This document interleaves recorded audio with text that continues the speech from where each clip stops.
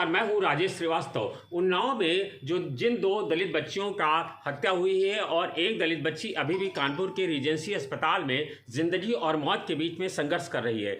ये घटना जब हुई तब पुलिस ने, अभी तक पुलिस की पहली प्राथमिकता यही थी कि पहले दोनों बच्चियों का अंतिम संस्कार करा दिया जाए, उसके बाद जांच की दिशा में कदम बढ़ाए जाएंगे। और हुआ भी यही। आज सुबह दोनों बच्चियों का, कोमल और एक दूसरी बच्ची, दोनों का अंतिम संस्कार करा दिया गया है। और दोनों बच्चियों का अंतिम संस्कार कराने के बाद, हालांकि एक बच्ची का जब अंतिम संस्कार कराया जा चुका था तो दूसरी बच्ची के लिए परिजन नहीं तैयार हो पा रहे थे, क्योंकि उनके बेटे को गुजरात से आना था, लेकिन उसकी ट्रेन झांसी में थी तो लेट हो रहा था, जिसके चलते समझाया गया कि अब बॉडी उस स्थिति में नहीं है कि एक दिन और रोका जा सके। लिहाजा उन्होंने इस स्थिति में किया कि जो है पुलिस अधिकारियों के समझाने पर परिजन इस बात के लिए तैयार हो गए और अंतिम संस्कार दोनों बच्चियों का कर दिया गया। उधर आपको बता दें, जैसे ही अंतिम संस्कार खत्म हुआ, सीएफएल की टीम वहां पर घटनास्थल पर पहुंची। घटनास्थल पर खोजी कुत्ते ले जाए गए। खोजी कुत्ते ले जाने के साथ साथ अपने जखीरे के साथ टीम पहुंची है, उसने वहां पर जांच किया है।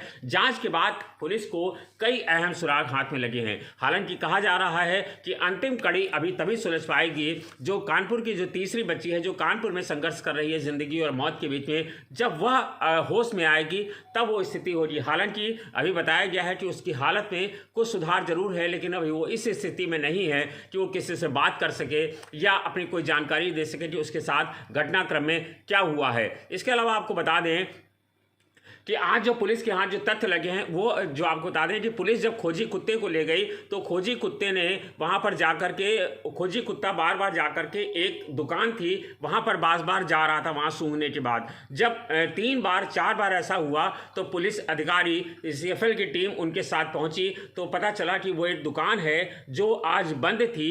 उस दुकानदार का नाम था साबिर। वहां पर पता चला कि इन बच्चे, जब साबिर से पूछताछ की गई पुलिस के अधिकारियों ने, तो उसने बताया कि कल ये तीनों बच्चियां जब घर से जा रही थी अपने खेत पर, तो रास्ते में उससे नमकीन का पैकेट खरीद करके खाया था। तो जब पुलिस को ये जानकारी मिली तो नमकीन के पैकेट की, उस नमकीन ब्रांड के जितने भी पैकेट उस दुकान पर थे, सब पुलिस ने अपने कब्जे में ले लिए हैं। और अब उन नमकीन के पैकेट की भी जांच की जाएगी कि ऐसा तो नहीं कि उस नमकीन के पैकेट में कुछ था कि उसके खाने के बाद उन तीनों बच्चों की हालत बिगड़ गई। लेकिन कहा जाता है कि साबिर एक छोटी मोटी दुकान चलाता है और उसके यहाँ रोज़मर्रा के खाने के छोटे मोटे आइटम और बच्चों के नमकीन आदि वहाँ पर मिलते हैं। पुलिस के आला अधिकारियों ने उस नमकीन के पैकेट को कब्जे में ले लिया है, उसको जांच के लिए भेजा गया है। इसके अलावा आपको बता दें कि तमाम लोगों से पुलिस पूछताछ कर रही है और अभी तक जो हमारे हाथ जानकारी लगी है उसमें यही सामने आ रहा है कि घटना में कोई अपना ही जिम्मेदार है। हालांकि पुलिस ने अभी तक खुलासा नहीं किया है, लेकिन जो घटना की जो पूछताछ हो रही है, जो अब तक की जो परिजनों से पूछताछ की, पुलिस ने एक बुआ और 2 भतीजियों की हत्या, और बुआ बच गई, दोनों भतीजों की हत्या हो चुकी है।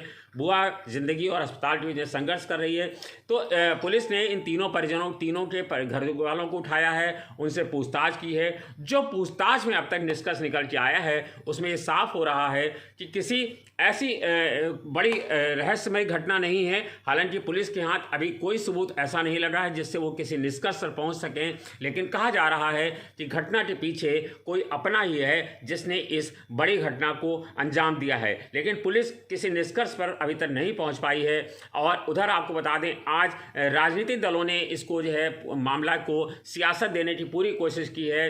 हालांकि पुलिस ने अब ये कोशिश कर रही है कि वहां पर किसी भी सियासत दलों को वहां पर जाने का इजाज़त नहीं दी गई है। आज पूर्व सांसद पहुंची थी, जो दलित बिरादरी से हैं, वो वहां पर पहुंची थी, लेकिन वहां के विधायकों ने उनको वापस कर दिया। वो उल जुलूल बकते हुए वहां से वापस लौट आई हैं। उनका कहना था कि हमें पीड़ित परिजनों से नहीं मिलने दिया जा रहा है, लेकिन पुलिस का कहना है कि जो राजनीतिक दलों के लोग आ रहे हैं वो परिजनों को भड़का रहे हैं, माहौल खराब कर रहे हैं। लिहाजा पुलिस अधिकारी किसी तरह की कोई चूक नहीं होना चाहते। पुलिस अधिकारी इस बार हाथरस घटनाकांड से पूरे तरह से सीख ले चुके हैं। उन्होंने परिजनों पर रात में कोई ऐसा दबाव नहीं बनाया कि रात में अंतिम संस्कार किया जाएगा। उन्होंने परिजनों से, डीएम से साफ साफ बातचीत हुई, उसमें कहा गया कि परिजन जैसा चाहते हैं, तो परिजनों ने कहा कि वो सुबह अंतिम संस्कार कराना चाहते हैं, तो पुलिस ने किसी तरह का दबाव नहीं बनाया और आज अंतिम संस्कार शांतिपूर्ण ढंग से हो गया है। अब पुलिस तीनों परिजनों के घरों में सुरक्षा दे रही है, कड़ी सुरक्षा व्यवस्था है। गांव में चप्पे चप्पे पर पुलिस अभी भी तैनात है।